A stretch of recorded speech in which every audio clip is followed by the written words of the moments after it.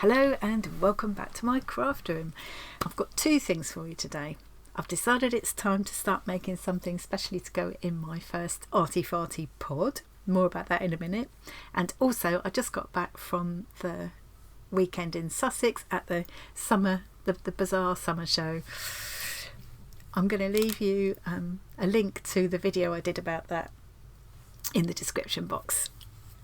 And of course, while I was there, I had to buy a couple of scrap packs.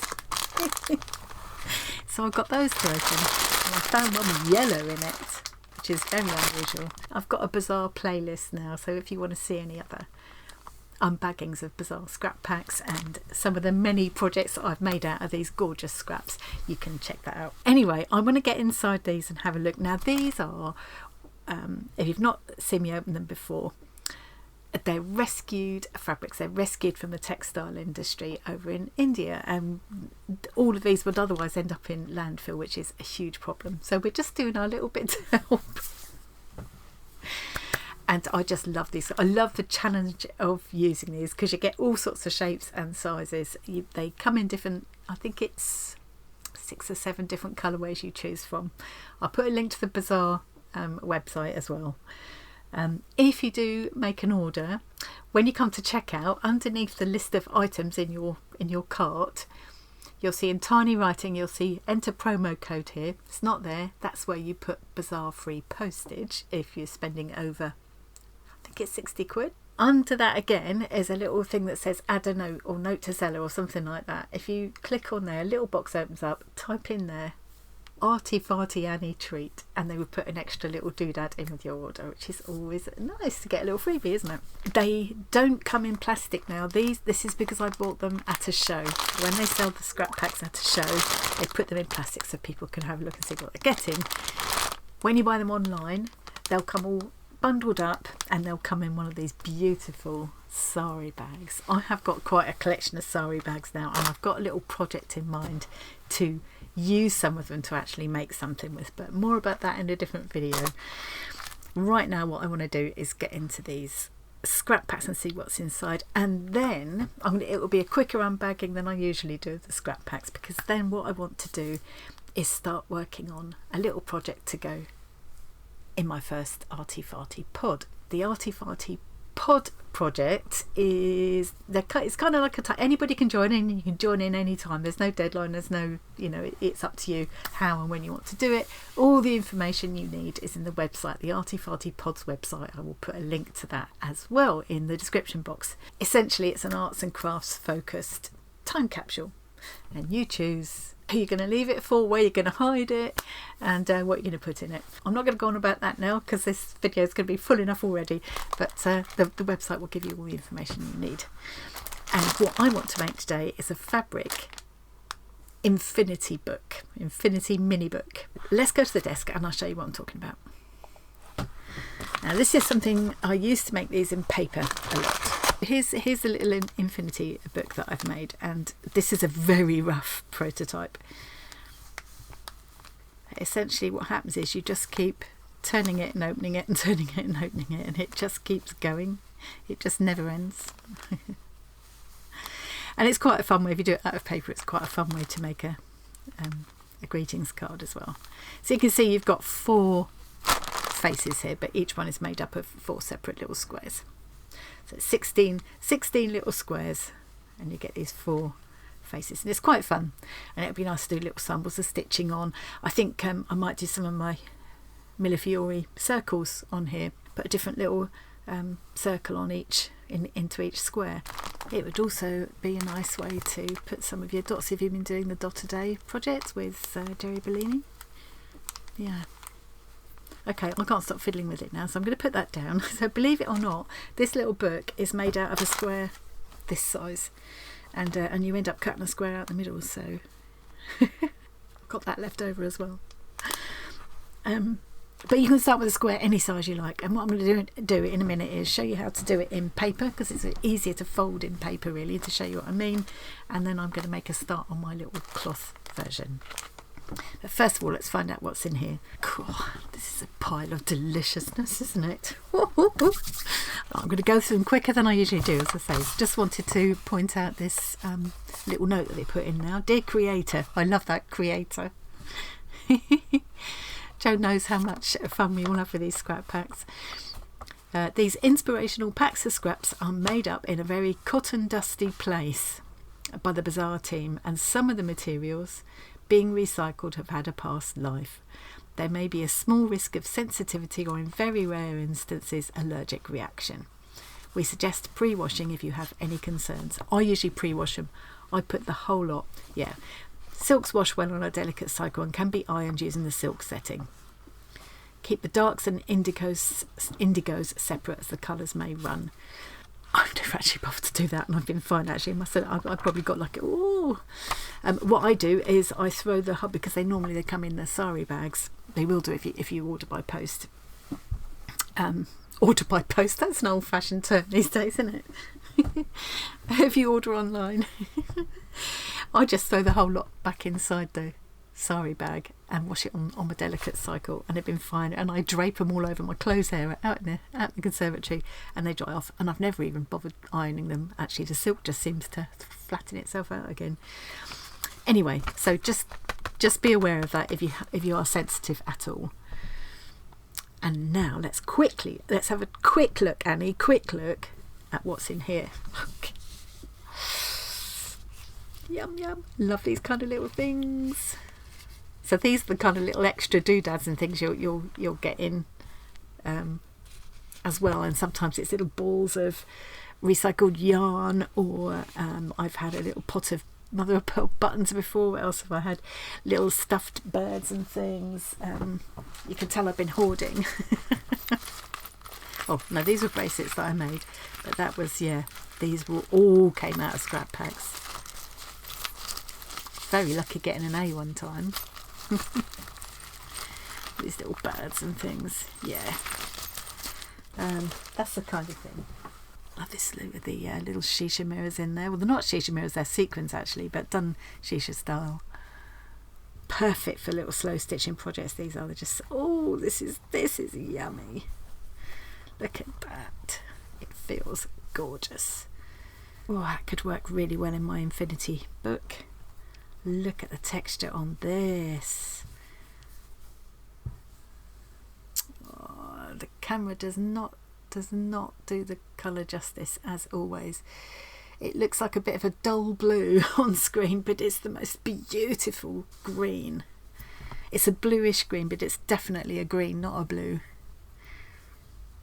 It's actually more, it looks more like that. Oh, and that doesn't look green either.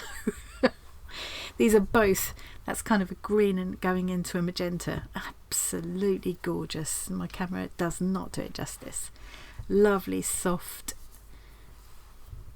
fine cotton, almost sheer cotton there in a gorgeous green colour. Oh, some needle cord. It's unusual to get that. Lovely, lovely, lovely, lovely. Lots of very different shades of green.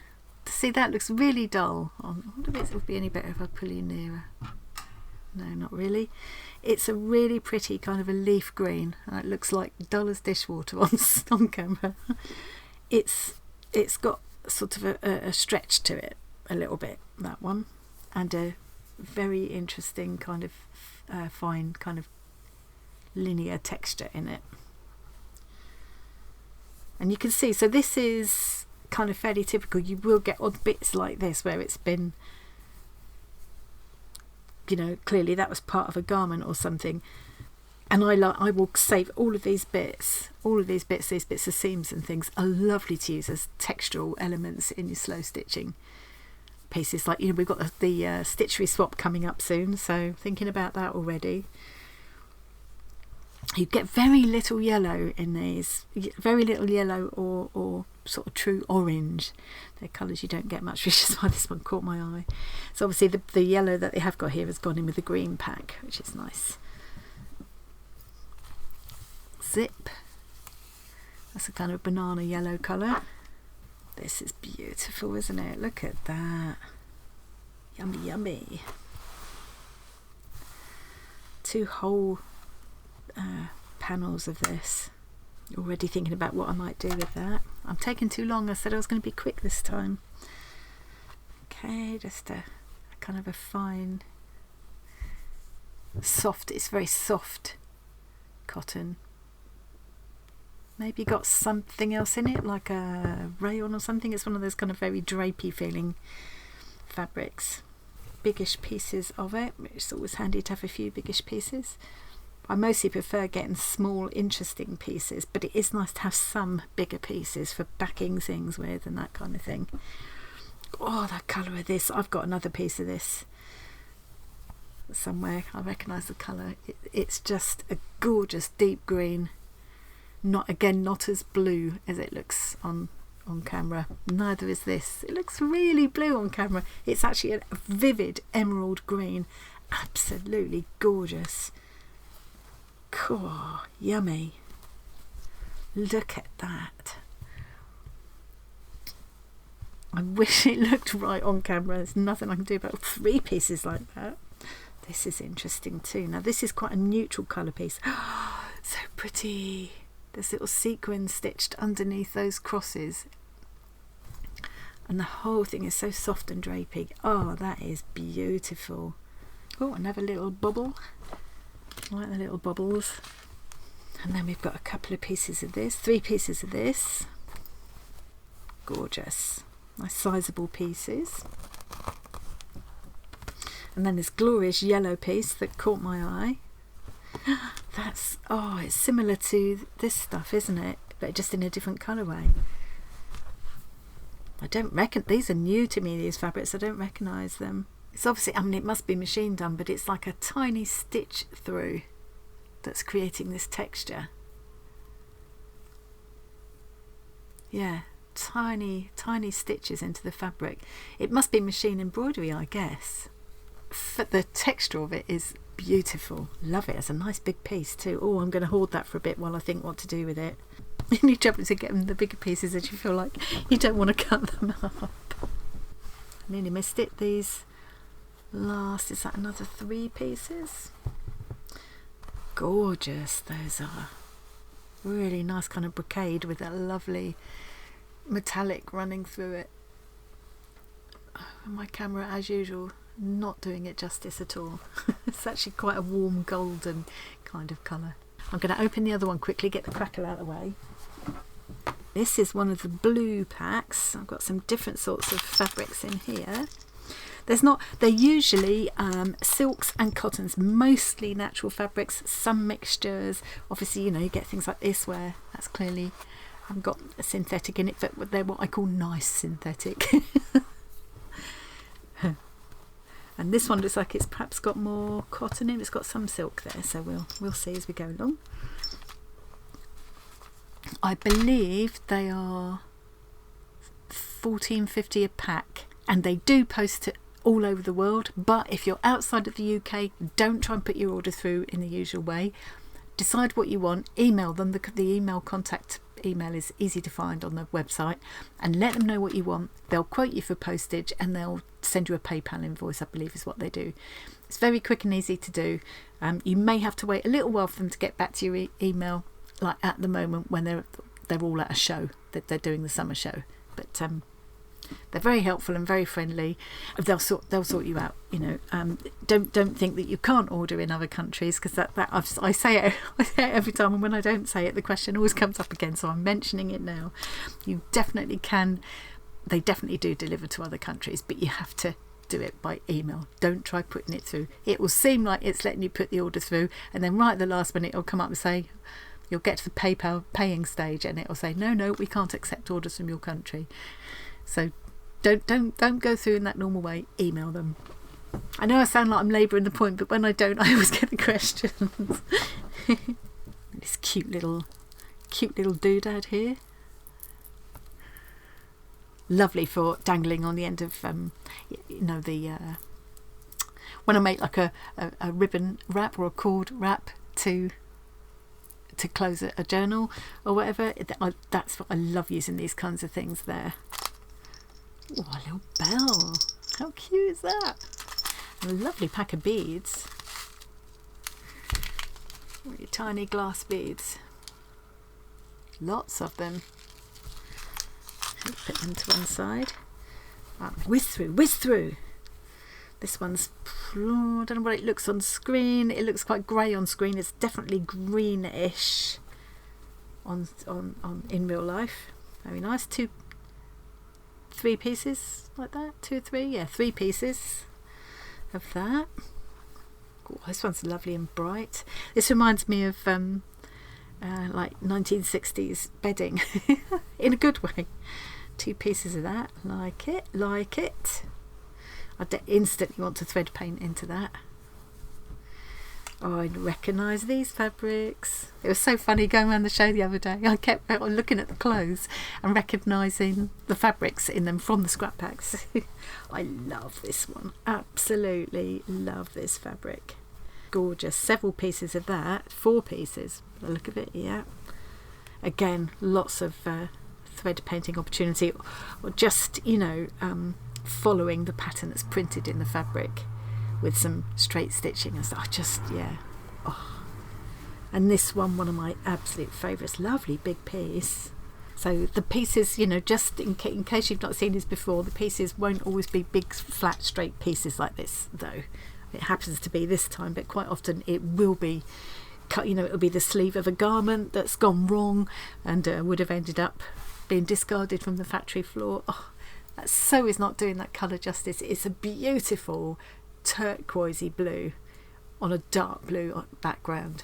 Yeah, so here's an example of where, that you can see there's a seam running down there, and it's hemmed there. There's plenty of it to use, and I love the challenge of using the slightly wonky shaped pieces and the strange little things you get sometimes. Here's a sleeve by the look of it. Is that a sleeve maybe? Or something? There. That could be a pocket inside a journal wrap, and you will get odd marks and things like this. That's sometimes why they've ended up in here. Sometimes it'll be things that have been on display, so some of it will be a bit faded. It's all what would otherwise be waste. Yeah. Oh, these are lovely. Little piece of silk here. So this one's quite cotton heavy. Sometimes it'll be quite silk heavy. Sometimes you'll get nearly all silks. God, how gorgeous is this? Oh, it's actually make me dribble, this one. Oh, look. Camera's not doing a bad job of this one. Look at the colour in that. Oh, I love it. I don't recognise this one either. I feel like I want to use that all in one piece because of that beautiful kind of, the way the colour kind of ombres across. See here, there's a little hole there, and that could be why this ended up in waste or whatever, That's the kind of thing, just so you know what to expect. Absolutely scrummy. I mean, that with that vivid yellow. Look at that. Yum yum. Lush. And see, again here, I will keep this piece. That's actually elasticated, because that will be lovely to add texture and interest to a slow stitch square or whatever. Love this. Again with the yellow. Look at those together. Gorgeousness. I know this pattern very well. 4 pieces of that. There's some squares here. This again reminds me of, this is 2 different ones. It's got that 60s bedding look, which I love. Beautiful for stitching into, so I could do some whipped back stitch there, and a little bit of thread painting here, and some French knots in there and there, and this is kind of stretchy, this one. Love the design again, love those colours. Some smaller pieces of this beautiful purple. See, even little pieces like this are so lovely to use in slow stitching projects. You don't need great big pieces. I would have bought that, boss. It's again a bit like that yellow. It's different from the yellow one, but similarly in that it's kind of it's got that sort of same colour pattern in it, which is almost like stitched on. I don't know. It's much more purple than it looks. That looks really blue. It's actually proper purple. That's my camera. Nothing much I can do about it, but yeah, that's a real true purple. Oh, and this is it's like these bundles of cotton thread. This is the kind of stuff that when you get the patchwork pieces that you often get. Let's see if I can find one. So these are a couple of I've had in the past, different colourways. But what it's other pieces of embroidered and brocade kind of fabrics which have been patchworked together, and then where all the joins are, they couch down these bundles of cotton thread, and that's what this is. I've never had this in one of the packs before, so I'm thinking I will do exactly the same thing with it. This gorgeous blue, a blue and white. So this is the kind of thing that probably would be a good idea to wash separately first. These dark blues, the dark blues and dark red things, I think, are the most prone to if they're going to runs. But just, you know, first couple of times, just wash them with other similar coloured things, and then it'll be fine. If you've got a faded pair of jeans, it'll wake them right up again. Now this again is turquoise, not blue as it looks there. Gorgeous pom-pom trim. I'm a sucker for a pom-pom trim. So what a lot I've got to play with there. All of that was at only 2 packs. Whoops. And I've just got loads there to play with. I don't know what to do first, to be fair. So very first thing to do is to chuck all of this out the way so that I can show you how I'm going to put this book together. I'm going to fold it first out of a square paper because I just think it's going to be easier to show you. I don't need to measure anything, I just need to know that it is actually square. So I'm just going to check this paper is actually cut square. So yeah, that's actually square. So it can be any size you like. Don't make it too small because it'll get awkward to fold, but but any size you like. And these are fun to make out of paper as well, and make lovely little cards and things. If you're doing an Arty Farty Pod, and you could make one in paper, definitely, and draw different pictures in each square or whatever instead. So first thing I'm going to do is this is hard when I can't get my head over it, so you don't want to look at the top of my head on the camera, you want to see what I'm doing. If you're not trying to film it for a YouTube video, get your head right over it and make sure you've got those edges lined up perfectly. If you've got like a scoreboard tool or something and you want to do it with that instead, you can do it. Use something like this, or a ruler, or back of a teaspoon, or even, you know, use thumbnail, just something to make sure you get a nice crease there. If you're doing it with fabric, then use an iron. The trouble is that a lot of the creases have to go back and forth both ways. So I tend to, when I'm doing it in paper, I fold it back and forth a couple of times. Obviously with fabric, that's a little bit more awkward. And I'm going to turn it round and do exactly the same thing in the other direction.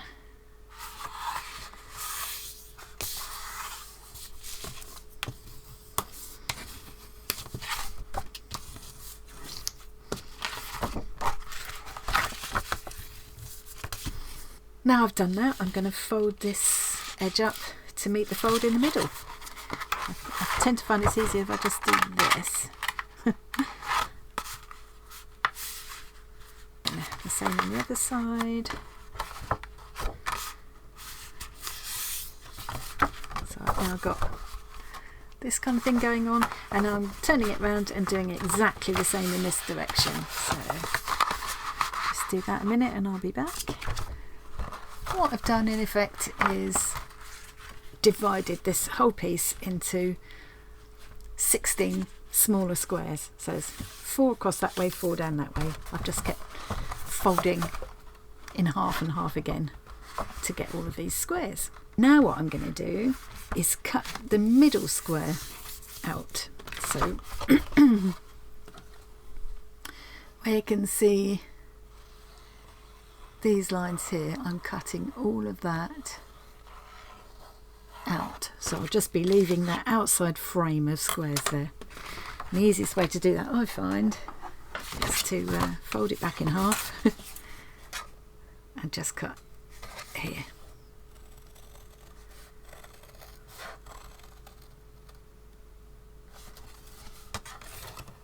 I'm just following my fold lines, and I'm going to cut that whole middle section out completely.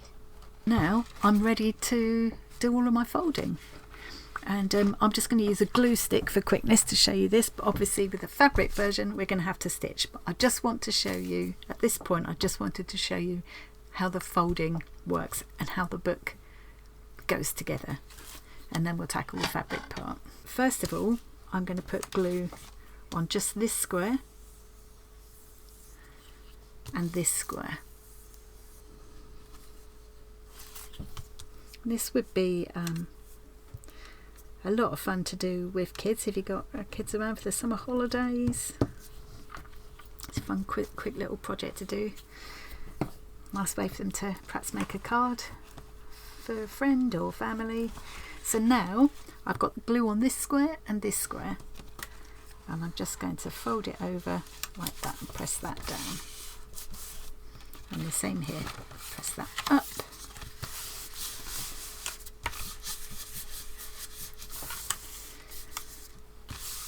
So I'm going on the opposite corners now. So before we did that corner and that corner, this time we're doing this corner and this corner.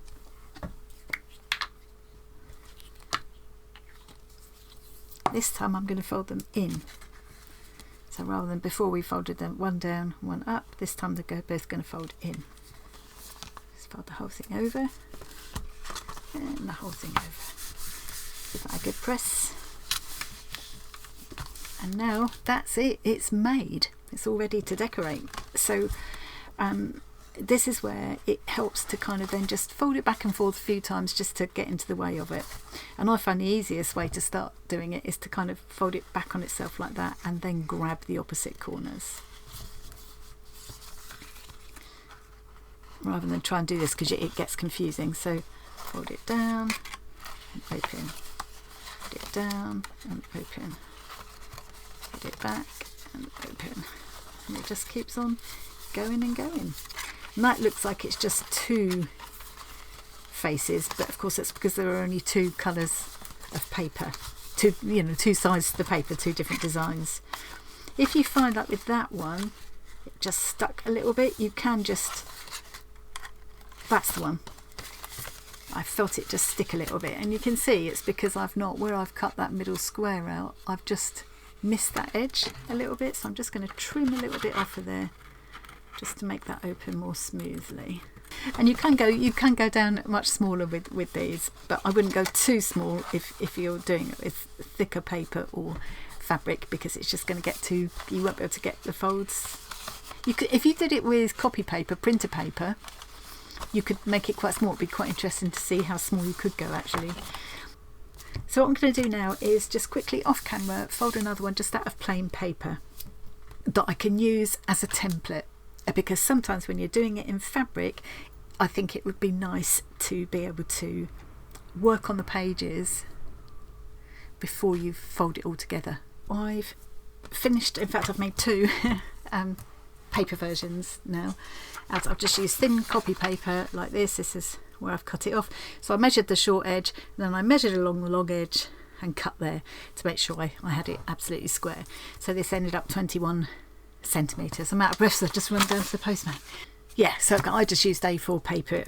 Letter paper would be the nearest in the States. But yeah, any size is fine as long as it's square. So I've marked on here where I've put the crosses, that's where the glue will go, or where they'll be stitched together if you're doing a fabric version. I would suggest that it might make it easier to use a fabric glue stick to hold the fabric together until you stitch it. I think that would probably make it easier to handle. In fact, I think Christine uses, I mean I've got a Pritt stick there, Christine uses a Yoo-hoo glue stick, and on fabric, and she says that's fine and it's not sticky to stitch through. So something like that, if you're doing a fabric version, would probably be really helpful.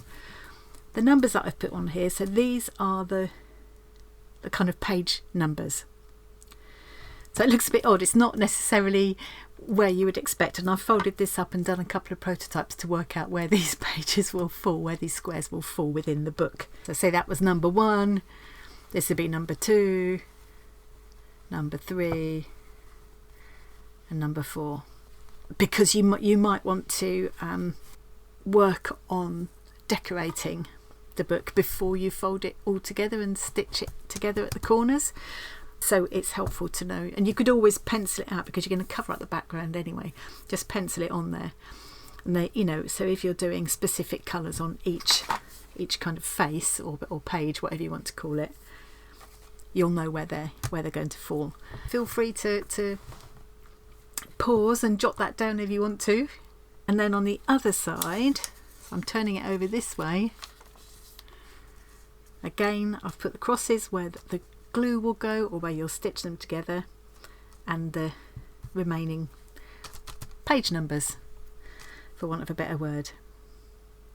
Now you can fold it from either side.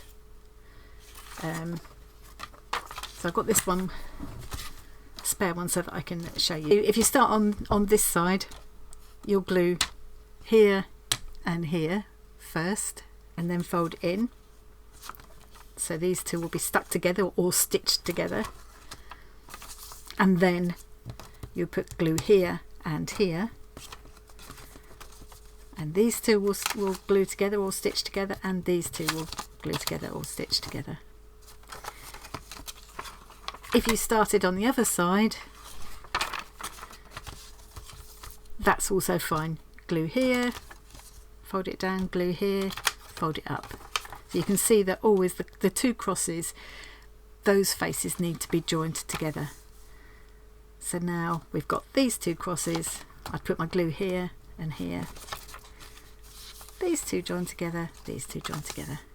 So it's really easy, whichever way you want to do it. I'm going to fold that together once more with this one just to show you.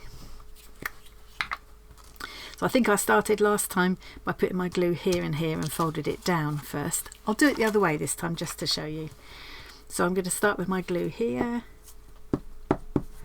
and here. And I know I've got to fold it in that way because this face has got to meet this face, because these have got the X's on.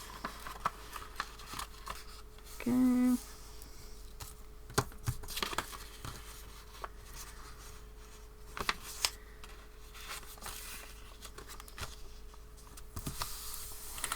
And now my X's are here and here and here and here. So I'm going opposite corners and I'm folding down. I want this face to meet that face, so I'm folding up. And then I just need to start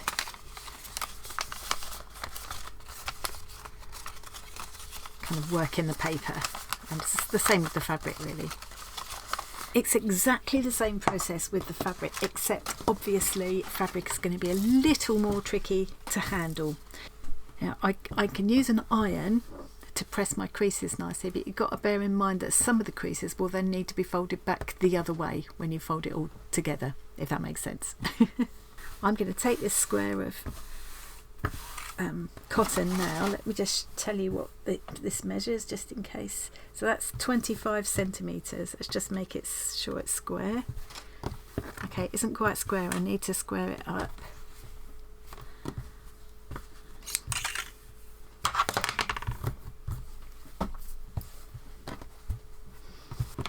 Okay, I've got this about as square as I can now, and I'm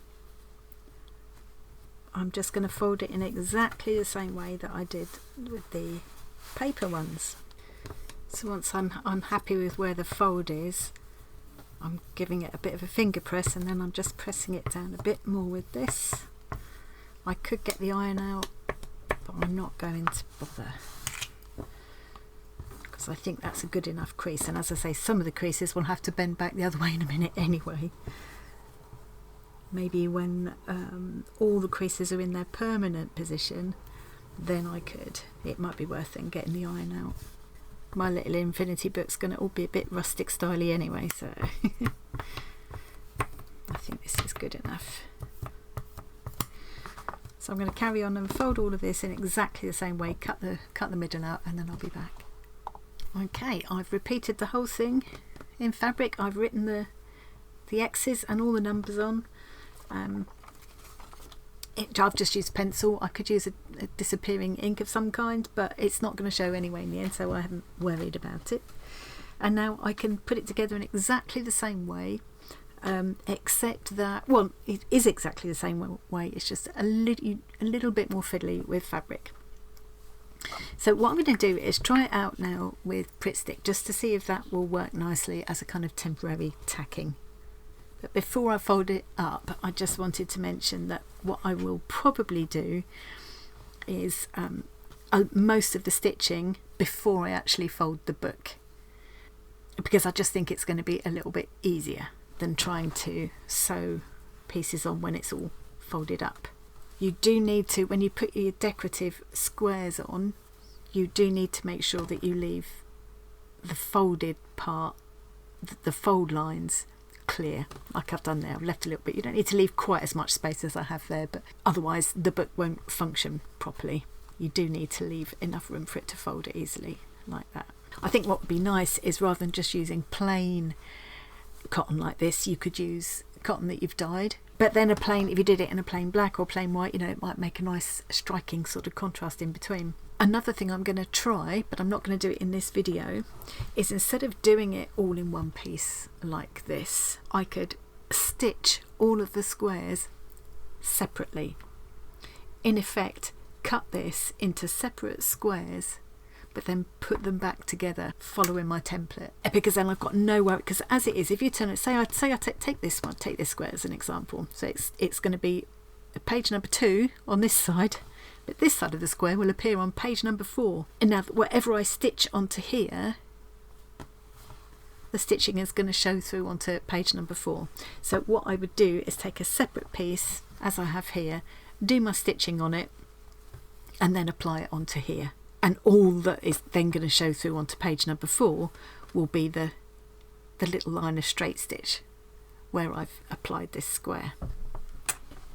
But if I do them as separate squares, I can make one square for number 4 and one square for number 2, and then stitch the two of them together into one complete square with 2 on the one side and 4 on the other side. Then arrange them all into this pattern following my template and fold the whole lot together. I'm going to come back and show you that in a different video, because I think saying it verbally, it sounds really complicated, and it's actually quite simple.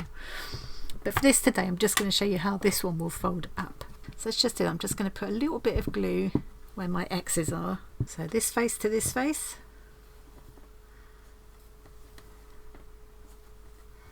Press that down. This face to this face.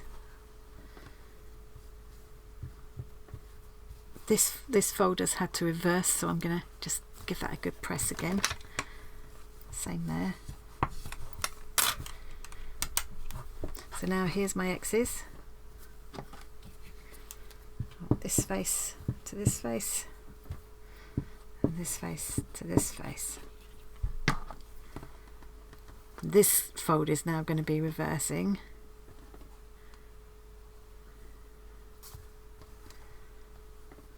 And this one, this fold, these two folds across here are reversing now as well.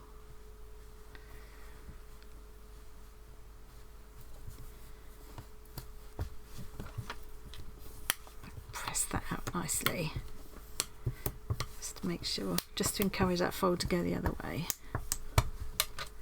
Now at this stage it's all a bit floppy and kind of fragile, and because I've only glued that together, you can see there those are coming apart. So this is where you just got to be, this is where it is a little bit more tricky with the fabric, but you can do it. So if I just look there carefully, I can see where that was glued. I could just, if I just take it apart again a minute, hang on.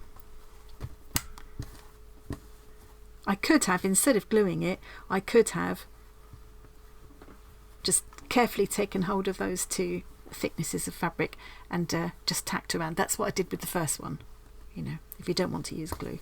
I can see those are meant to be stuck together, so let's bring them together. Those two are stuck together. Let's bring them across together, and that's my next page opening. So again, some of these folds have had to reverse themselves, so I'm just going to press all this down again. And if I wasn't doing this now under the camera, I probably would at this stage get an iron out. Once I'm sure of where all the folds are going to be, I'd probably get the iron out. Again, it's easier especially when you're first folding this, to just fold it back like that and then open it. So I can see that's where it's stuck together. That's where it's stuck together. Let's keep them together. So it's just going to take a little bit more coaxing doing it in fabric, but it's not tricky. So the reason this is doing that, sort of rounding like that, is because the fold is having to reverse. So with the paper I was able to fold it both ways. You can't do that with the fabric, which is why I'm thinking sewing it as separate squares could work really well. And I definitely want to I'm going to be doing that for sure. There we are. Again, folding it back like this. There's where it's glued. You can see where it's glued. Press it all down again. Just takes a little bit of patience. Number 1, you can just about see my number 1's written on there.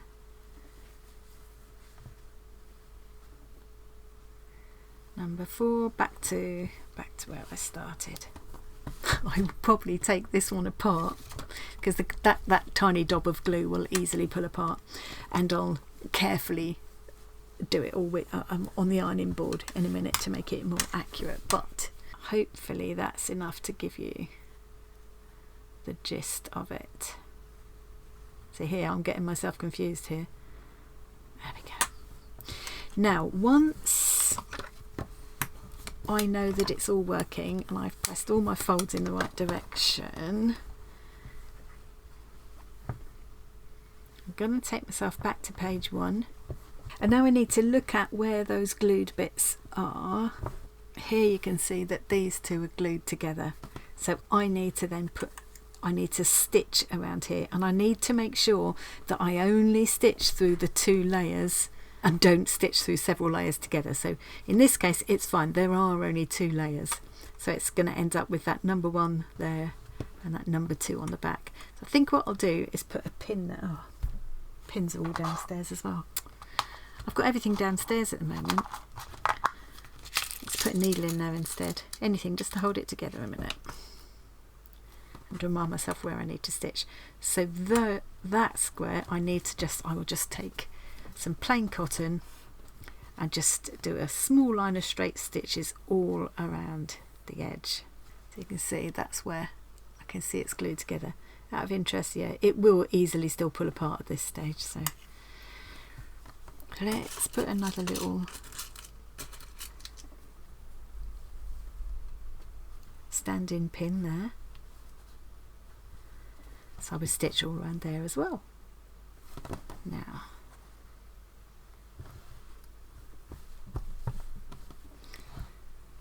need to find where the next glued bit is. Is it here? Yes. So here is where what I mustn't do is stitch through all of those layers. I just want to stitch, because the glue is only attaching this layer with this layer. We don't want to stitch through that layer as well, otherwise the book won't open and won't function properly. So I just need to stitch together, and this is where it does get a bit fiddly, these top 2 layers. So I'm going to put that needle through there, and it's not difficult to do, it's not awkward to get at or anything, you can get at it easily. It's just a question of making sure you do just get the 2 relevant layers, just the 2 that you've already glued together or tacked together. So where's the other one? It's here. So again, just those 2 layers stitched together, not this underneath one. I need to leave that free. It feels very simple when you've actually got it in here in front of you doing it. It's just quite hard to sort of explain. So I hope it's making sense. If you've got any questions, please do ask me in the comments. So I have now put 4 needles in, there and there, and it was 4 dobs of glue, wasn't it? We glued these 2 together, so that's 1 dob of glue, and we did these 2 together, so that's another dob of glue for each of those. So that's, yeah, 4. So that's, I've probably got those in the right place, but just to have one final double check, let's try opening the book all the way through again. So we're starting at number 1. I need to come back to number 1 again, and you can see it is still quite floppy to handle at this stage, but once you've got the extra pieces on it, it becomes much easier. And again, once I've finished doing my stitching into this, it will become easier still. There we go, back to number 1 again. It all opened properly, so I know I'm all right, so I can go ahead and just stitch around here, stitch around here, stitch around here and here, being careful to only go through those top 2 layers. And then I'm ready to start decorating. And that's the way I did it with this one. And I just stitched the individual squares on. With this one, what I will do though is any decorating I want to do on the squares, I'll do that first. I just wanted to put this together quickly for a prototype.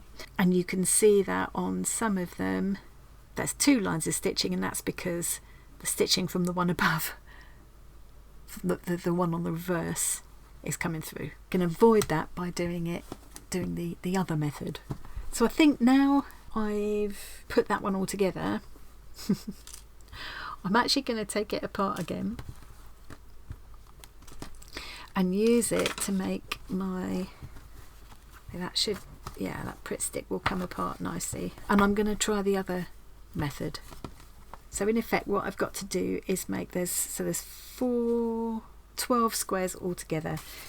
Now each of my squares has turned out to be, it's about 6 centimeters square, isn't it?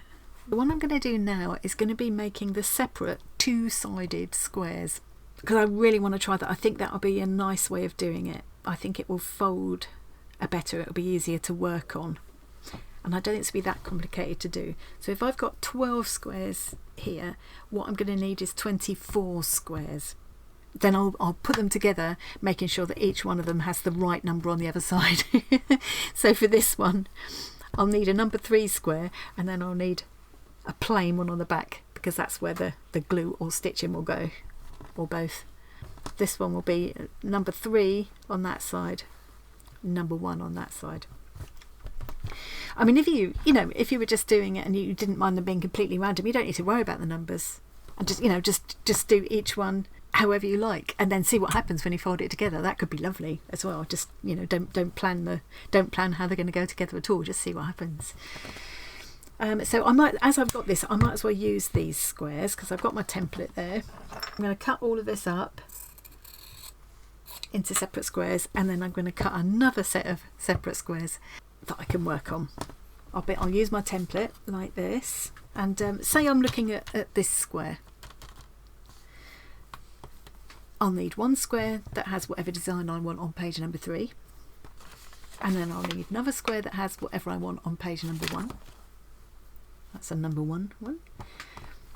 I'll finish decorating them both, sandwich them together and overstitch them, or I can put them together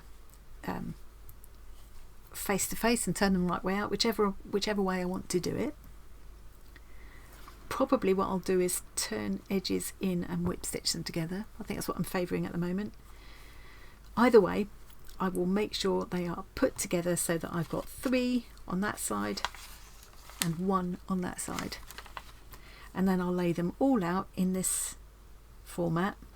Then I'll check again I've got the right numbers put together before stitching them, and then I'll stitch them together where the fold lines are and fold it up. That is going to be a story for another video, I think, because that's going to be quite long-winded to do. And what I think I'm going to do is use the contents of the scrap packs that I opened up earlier in this video, because I think that would be lovely. And then my plan at the moment is that I will fold my little book up like this into a little square, and then I can use some of my leftovers to make a tiny envelope to put it in. I'll do a better job than that, but with a cute little button or wraparound to fasten it up. That's where I'm going to leave it, I think, for today. Bit of a strange video because it started off at opening scrap packs and the rest of it's all been a bit kind of technical looking, but I think I needed to show you that bit first, and then I'll come back and show you the pretties in the next video. Hope you found that useful or interesting or inspiring. If you've got any questions at all, please do ask, because it was a lot to explain, and I'll be very happy to help out. I think I showed the template thing clearly enough on screen, and you can sort of freeze the screen and copy it down if you wanted to, or refer back to it if you wanted to. But if anybody would like an actual template that you can print out, let me know and I'll see if I can scan it or something and make that available in the Facebook group and the Discord community. That should be easy enough to do. Anyway, that's it from me for today. Thank you very much for joining me, and I'll see you again really soon. Bye.